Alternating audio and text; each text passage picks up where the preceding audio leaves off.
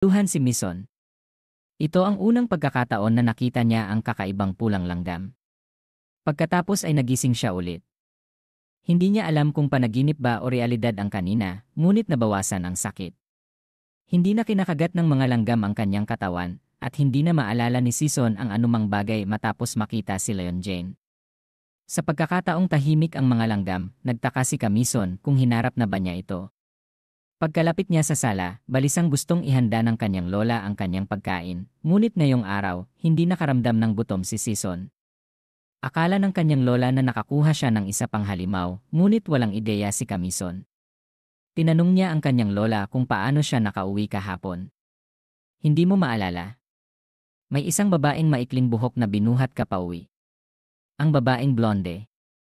Napahinto si Camison sa pag-inom ng gatas.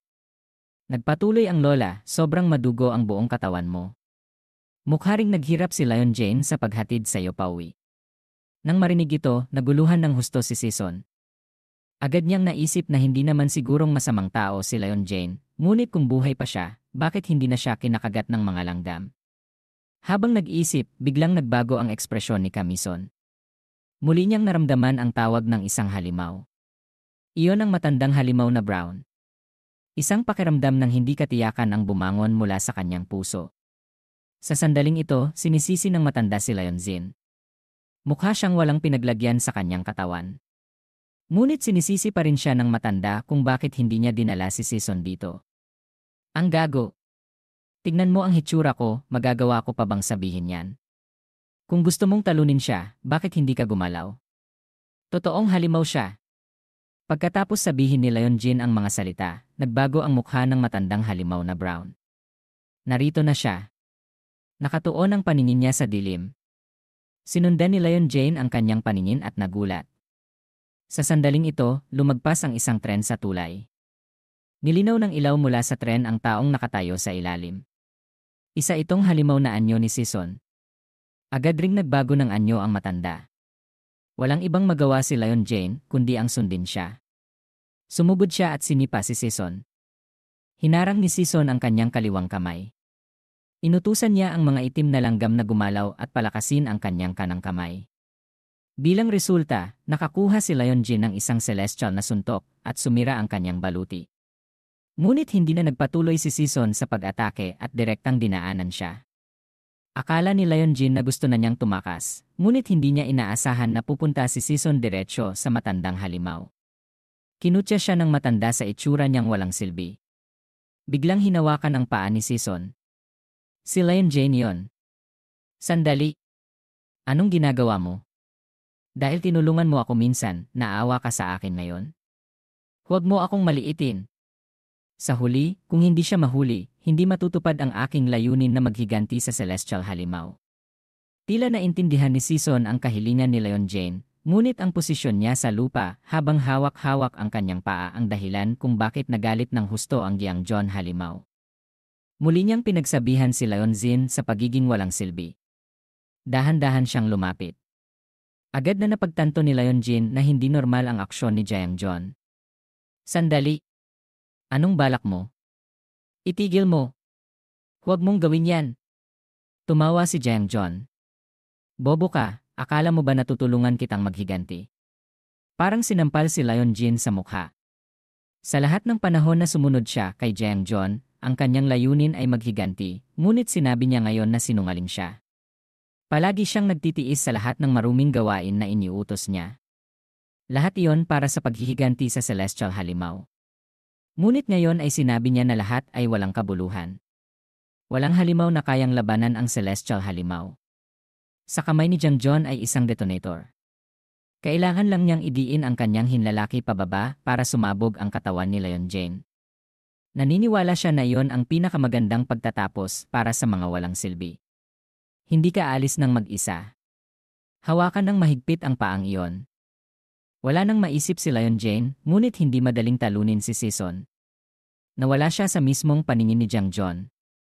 Habang naghahanap, sa tabi ni Leon Jane, naganap ang isang malaking pagsabog. Agad na tumawa si Giang John. Kinutya niya si Camison sa masyadong malaki ang kanyang paggalaw. Ang pagsabog ay gawa ng siya ay tumapak sa isang mina, at ang harap ay puno rin ng mga nakabaong mina. Kahit saan siya tumapak, sasabog ito. Ang layunin ni Season ngayon ay ang kamay ng lintik at kinailangan niyang bumilis pa. Masyadong mabilis na hindi niya siya makita. Patuloy na tumatalon at bumabalik si Camison na nagpapahilo sa kabilang partido. Kahit na tumapak siya sa mina ng ilang beses, dahil sa bilis niya, hindi niya kailangang pasabugin. Nang makita niya na mas bumibilis siya, nagsimula ng makaramdam ng hindi mapakali si Jiang John. Sa ganitong paraan, masyado siyang mabilis. Nagsimula na siyang hindi makasunod sa kanyang mga hakbang.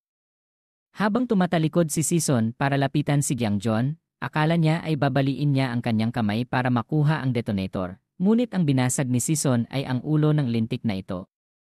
Anong uri ng abnormal na kapangyarihan ito? Napaisip ni Leon Jin na masyadong mabilis ang sitwasyon para maunawaan niya ito. Mayabang na nakatayo si Season sa dilim. Sa pagkakataong ito, ang kanyang buong katawan ay nakasuot ng itim na baluti na naglalabas ng pulang ilaw. Binitiwan ni Season ang ulo ni Jiang John at gumulong ang kanyang katawan at bumagsak. Sunod-sunod na umalis ang mga langgam sa kanyang katawan. Nagsimula silang isagawa ang kanilang pamilyar na gawain ng pagtunaw ng pagkain. Napuno ng mga itim na langgam ang katawan ni Jiang John. Gulat pa rin si Lion Jane at hindi nakatayo. Malamig na lumakad si Season sa kanya, nagbigay ng isang tingin na hindi malinaw kung ano ang ibig sabihin, pagkatapos ay umalis. Matapos siyang makalayo, biglang tumawag si Lion Jane at pinigilan siya. Gusto niyang malaman kung bakit siya niligtas ni Season. Mayroon ba siyang anumang plano? Mayroon ba siyang dahilan para labanan ang Celestial Halimaw? Hindi sumagot si Season. Sa halip, tinanong niya pabalik si Lion Jin kung ano ang nangyari kahapon. Nangungulila ang mukha ng bata, hindi ba niya maalala kung ano ang ginawa niya kahapon? Sa pag-alala sa nangyari sa oras na yon, nakaramdam ng labis na swerte si Lion Jane. Malapit na siyang mamatay nang maghatid ng mga pagkain. Ang mga langgam na nagkolekta kay Camon ay hindi nabuo sa isang matibay na baluti tulad ng dati. Sa halip, para bang kontrolado siya ng isang tao na naging sanhi upang maging siya sa isang lubhang nakakatakot na anyo, kalahating tao, kalahating halimaw. Hindi pa niya naririnig o nakikita ang ganitong uri ng halimaw. Nabagsak siya sa lupa at muling naglunsad ng atake ang ulo ng langgam, ngunit sa sandaling hahampasin na sana ni Lonzin, sumigaw si Season ng malakas na itigil. Totoong tumigil ang ulo ng itim na langgam, ngunit hindi maganda ang kalagayan ni Season. Tila nakikipaglaban siya para makontrol ang itim na langgam.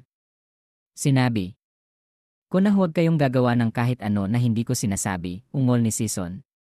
Kahit ang kanyang pananalita ay nagulo. Hindi na inatake ng ulo ng itim na langgam si Lion Yi sa halip, gusto na nitong atakihin si Season. Sa sandaling iyon, si Lon Jane ay gumawa ng isang aksyon na lubhang nakakapinsala sa kanyang sarili. Ginamit niya ang kanyang mga sinulid para itali ang ulo ng langgam na pumipigil dito na saktan si Season. Ang aksyon na ito ay lubos na nagmula sa kawalan ng ulirat, ngunit nang makita niyang ang halimaw ni Season ay may sariling kamalayan, hindi niya talaga gustong payagan itong saktan siya. Inilabas ni Leon Jane ang lahat ng kanyang lakas upang subukang itali ng mahigpit ang ulo. Sa sandaling ito, nagsimulang uminit ang dibdib ni Season. Sumigaw siya ng malakas, pagkatapos ay sumabog ang ulo ng itim na langgam. Nagsimulang kumalma ang mga langgam, pagkatapos ay bumalik sa butas sa leg ni Camon at tuluyang nawalan siya ng malay. Hinihingal na umupo si Lion Jane sa tabi niya. Sa oras na yon, nag-isip siya ng mahabang panahon. Ngayon ay ang magandang pagkakataon para talunin si Season. Kung hindi, maaari rin niyang ibenta siya sa mga kaaway niya para kumita ng pera, ngunit bigla, sumagi sa isip niya ang isang ideya. Kung ang kakaibang taong ito na may nakakatakot na lakas ay maaaring talunin ang Celestial Halimaw, siya ang magiging nag-iisang baraha na mayroon siya. Sa huli, gaya ng sinabi ng kanyang lola, nagpasya siyang magligtas ng buhay at ihatid si Season pauwi. Ayon kay Lion Jin, si Season ngayon ay naging target na rin ng Celestial Halimaw. Dahil ibinenta ni Jiang John ang asin, mababawasan ang supply ng karne ng tao. Kung susuriin ng malalim, ang paghahanap ng Celestial Halimaw sa kanya ay isa lamang oras, at siya ay tiyak na magiging target nila. Sa oras na yon, ang kanyang pamilya at mga kaibigan, lahat ng mga taong nakilala niya, kahit na nakasalubong lang niya, ay maaapektuhan. Hahabulin nila ang lahat, kabilang ang mga taong nakakakilala kay Season at mga taong kilala ni Season. Tutulungan kita. At Season, makipaglaban ka sa akin. Marubdob na nakiusap si Lion Jin. Naniniwala siya na kung siya o si Season ang nakipaglaban, magiging mahirap manalo, ngunit kung magsasama-sama sila, kaya nilang gawin ito. Tinutulungan mo ako. Ang boses ni Season ay puno ng pangungutya. Wala ka lamang at gusto mong makahanap ng makakakapit. Hindi nag-alala si Season at hindi rin nag-abala tungkol sa Celestial Halimaw. Lumapit siya kay Leon Jane, inilagay ang kanyang kamay sa mata niya, na parang tinatakpan ang huling ilaw ng pag-asa niya. Hindi rin natakot si Season sa Celestial Halimaw. Dahil kahit anong mangyari, kakainin niya ang lahat. Pagkatapos ng isang segundo, higpitan ni Season ang bibig ni na nagsimulang salakayin ng mga langgam mula sa kamay ni Season. Tila bagamat na iligtas niya ang kanyang buhay minsan, hindi pa rin nakataka si Lion Jin sa kapalaran tulad ni Jiang John. Kinabukasan, dumating si Season sa klase na parang walang nangyari. Nang tawagin ng gurong tagapayo ang pangalan ni Leon Jin, wala na naman siya. Ito ay isang kakaibang bagay dahil kahit na mukha siyang naglalaro-laro at lubhang maluwag, hindi pa siya lumiliban. Nag-alala ang guro at hiniling sa sinumang mag-aaral na malapit kay Leon Jin na subukang tawagan siya, ngunit umiling ang lahat dahil walang kaibigan ang bully na yon. Alam mo ba? Narinig ko na may nangyaring aksidente sa Namuncheon kahapon. Nagsimula na namang magsismis si No Surang. O talaga? Maaari ba na yon si Jianjin? Nakita ko siyang pumunta doon ng ilang beses. Kung tama nga ako, tayo na ang angkan sa klaseng ito, tumawa ang isa. Ngunit hindi natupad ang kanyang panaginip na maging angkan ng klase dahil pagkatapos noon, sinipa ni Leon Jane ang pinto at pumasok sa klase. Narinig niya ang lahat ng sinabi ng dalawa. Mamaya pagkatapos ng eskwela, dito kayong dalawa, sabi ni Leon Jane. Ang dalawang bata na tumatawa ay nawalan ng kulay. Inisip nila sa kanilang isip, patay na ako. Para namang walang nangyari, dumiretso si Leon Jane sa kanyang upuan upang mag-roll call. Hindi man lang siya sinulyapan ni Season, ngunit walang malay na bumulong sa bibig niya, Celestial Halimaw. Kinabukasan, dumating ang pulis at yarier sa pinangyarihan sa ilalim ng tulay kahapon. Ngayon ay may mga bagong recruit na nag-imbestiga at natuklasan nila ang isang prosthetic na paa. Ang bagay na ito ay tiyak na kay Jiang John. Sinabi ni T ang tungkol sa isang halimaw na may prosthetic na paa na kayang magpaputok ng mga bala, kaya ang prosthetic na ito ay kailangang dalhin pabalik sa organisasyon para sa karagdagang pag-aaral. Ngunit ang binatilyong may suot na salamin sa mata habang kinukuha ang paa ay hindi sinasadyang nakatuklas ng isang bagay na parang tableta. Nahulog ito mula sa bakanting lugar ng prosthetic na paa. Bago pa man niya masuri ng husto kung ano ang bagay na ito, ginulo siya ng ingay. Gustong pumasok sa pinangyarihan ang isang matangkad na lalaki ngunit hinarang siya ng isang tauhan. Tumakbo para pigilan ng habang ang mahabang buhok na naninigarilyo. Inilagay niya ang kanyang kamay sa balikat ng malaking lalaki at sinabi sa isang pangungutya, "Hoy, kaibigan, ang lugar na ito ay mapanganib." Bago pa man siya natapos magsalita, nabali na ang kamay na nakapatong sa kanyang balikat. Agad na nagkagulo ang natitirang mga recruit ng Park Reaper. Halimaw na! Inilabas nila ang lahat ng kanilang mga armas at iniulat din sa headquarter na may bagong halimaw na lumitaw sa pinangyarihan ng krimen, ngunit iyon ang mga huling salita na nasabi nila sa mundong ito dahil pagkatapos noon, naputol na ang mga ulo nila. Bagamat hindi pa nagbabago ang anyo ng halimaw, mayroon pa rin siyang sapat na lakas upang talunin ang grupo ng mga hinaharap na recruit ng Park Reaper. Matapos tangayin ang buong grupo, sinunggaban ng lalaki ang tableta sa kamay ng binatilyo. Tumawag siya sa isang tao na may nakasulat na masamang babae para mag-ulat na nakuha na ang sample. Hihi, this time let's play together, Lion Jane. Nakaupo sa klase, gumawa si Lion Jane ng isang tirador para kay Season. Nagbigay siya ng isang piraso ng papel kung saan isinulat niya na magkita sila sa likod na gate pagkatapos ng klase. Tama ang hinala ni Season at nagkita sila pagkatapos ng klase. Nag-usat silang dalawa na parang tunay na lalaki. Sa pag-alaala noon, inakala ni Leon Jin na malapit na siyang mamatay. Ang swarm ng itim na langgam mula sa kamay ni Season ay patuloy na pumapasok sa kanyang katawan sa pamamagitan ng kanyang bibig, ngunit nang iminulat niya ang kanyang mga mata, nalaman niya na buhay pa siya. Higit pa rito, nailuwa pa niya ang bomba na itinanim ng matanda sa kanyang katawan. Niligtas siya ni Season sa isa pang buhay at umalis na para bang walang nangyari. Ngunit pagkatapos ng pagkakataong ito, ang kahilingan ni Leon Jane na makipagtulungan sa kanya ay mas nakakakumbinsi pa. Ang layunin niya sa pagyayaya kay Season dito ngayon ay para muling imungkahi ang tungkol sa pakikipagtulungan, ngunit mukhang mas matigas ang ulo ng binata kaysa sa inaakala niya. Huwag kang magkamali. Isa ka lang reserbang pagkain. Balang araw kakainin din kita. Kinilabutan na ako. Masyado ka bang malupit? Nagsimula ng matakot si Leon Jin nang makita si Season na inaalis ang benda sa kanyang leg. Sinasadya niyang inulit ang mga bagay na sinabi niya noong nakaraang araw. Na balang araw, si Season ay magiging target na rin ng celestial halimaw. Palagi nilang gustong alisin ang mga tao at umakyat sa tuktok ng food chain. Upang magawa ito, kailangan nilang mag-alaga ng isang katawan at harapin ang anumang humahadlang sa kanila. Sigurado siyang kung magpapatuloy si Season na makipaglaban ng nag-iisa, ang pagkakain sa kanya ay isa lamang oras. Ngunit walang pakialam si Season tungkol doon. Pinanatili niya ang kanyang opinyon na huwag makipagtulungan at nakita ni Choi ang dalawa na nakatayo sa ilalim ng gate. Isang selos ang bumangon mula sa kanyang puso. Hindi niya alam kung kailan nagsimulang maging malapit ang dalawa. Tumingin ng tumingin, wala siyang nakitang tugma sa kanila. Sa ibang pangyayari, Yarir ay nag-aaral at nagde-develop ng isang baluti na labanan ang mga halimaw, at ang sinusubukan ay si T. Ang lahat ng ito ay dahil sa kamakailang mga panahon, nagdusa ang Park Reaper ng malaking pinsala sa mga tauhan. Kinailangan nilang pataasin ang kanilang resistensya para mabawasan ang mga biktima hanggat maaari. Matapos isuot ang baluti, sinimula ng Dr. Man na responsable para sa Departamento ng Engineering ang eksperimento. Hindi nila pinayagan si T na gumamit ng mga armas. Sa halip, mayroon lamang isang maikling espada na nakakabit sa kanyang kanang kamay. Nasa lugar na ang mga paghahanda. Ang isang halimaw na nahuli bilang isang bilanggo ay inilabas.